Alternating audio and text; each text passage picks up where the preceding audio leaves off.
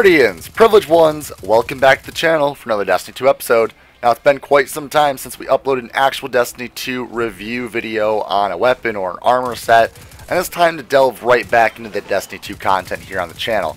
So today, I figured we'd go over Future War Cult, New Monarchy, and Dead Orbit, starting off with my personal favorite, Dead Orbit. And we're going to be going over the weapons playing off in the background. We're going to go over a little bit of the gameplay, go over the actual perks of those weapons, and talk about whether or not they're good in PvE and PvP. So whether or not you want to take those into the Strike or maybe inside of the Crucible. To start this off though, the emblem on the screen I'm giving away, and it's the last week I'm giving this away. I already announced it at the beginning of the week. If you want to enter in for this emblem, all you have to do is be subscribed, show support, like the video, and leave a comment down below on your favorite weapon from this video. Now, let's begin. Starting off with the Dead Orbit auto rifle, the Guiding Star. A lot of people wanted this auto rifle from when it was actually posted by Bungie, and it's got a rapid fire frame. On top of that, it's got IS-2 Classic and Model 8 Red for the scopes. It's got appended mag, high caliber rounds, and it's also got moving target, which makes it a pretty decent auto rifle. And on top of that, it does work wonders just like the Scathelocke. But is it as good as the Scathelocke? Not so much. I tried taking it around in a little bit for the Crucible, and I didn't really like it that much in the Crucible, but when I was playing around with it against PvE enemies, against the Cabal or against the Fallen and the Vex, it felt great. It felt solid, and I would definitely use it inside of the Strikes or the Nightfalls or maybe even the Raid, but taking it over into the Crucible, probably not your best option. Next gun, the Scout Rifle found in your energy slot for Dead Orbit, known as the Contingency Plan, has a Viced rapid fire frame. It's got small bore as a barrel, extended barrel, and corkscrew rifling. It's also got appended mag and accurized rounds, and auto loading holster. Now, I did take this inside of the Crucible, and I did enjoy it for a little period of time, but I found it wasn't as reliable as other Scout Rifles I've used in the Crucible.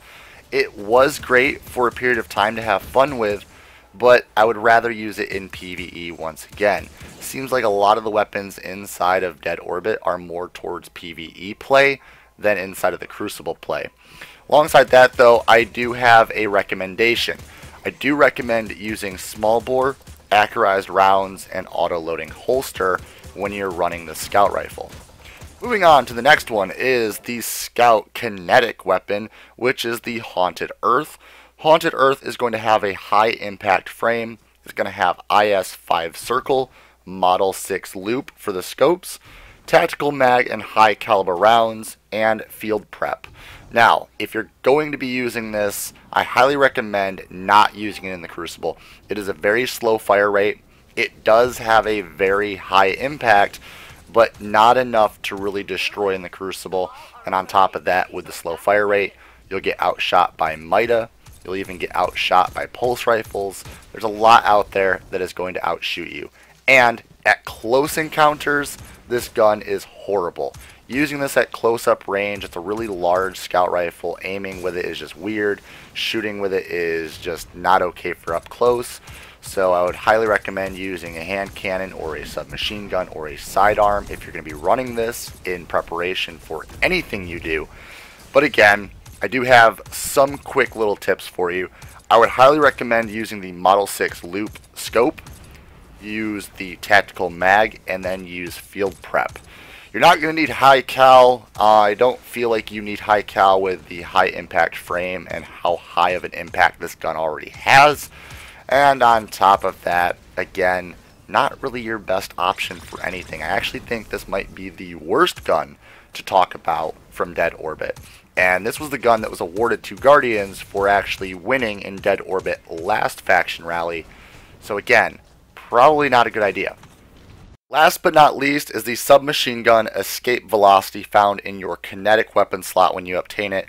It's got a lightweight frame, IS-2 classic scope, IS-5 circle scope, and it's got high caliber rounds, steady rounds, and grave robber. The perks I recommend for using this is going to be the IS-2 classic scope, steady rounds, and grave robber. On top of this, I have a few things to note alongside the gameplay you're watching. This gun sucks.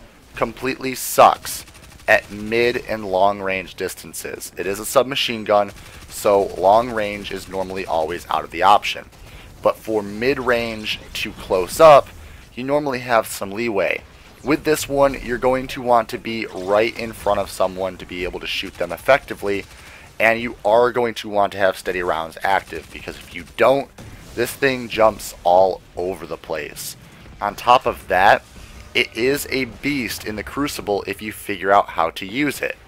But it takes a little bit of practice, it takes a little bit of workaround, and kind of getting that recoil pattern down, because it has such an aggressive recoil pattern, it's a little difficult for most people. It took me a while to figure it out, but once I got the hang of it, it felt pretty comfortable.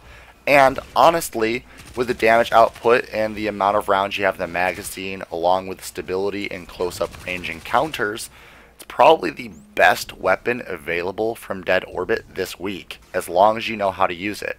So I do highly recommend getting the submachine gun, but other than anything else, maybe the auto rifle, and from there on out, probably nothing else. The scout rifles are kind of bad. Yes, the contingency plan is okay, but that's basically my review of Dead Orbit thus far. Really quick, Guardians, before we end the video, I want you all to know that if you enjoyed it, please leave a like on the video. It helps the videos out tremendously. But I want to leave you guys off on this video with a way to farm for Faction Rally tokens quickly and effectively. That way you can farm for the weapons you found in this video to be a little bit of interest.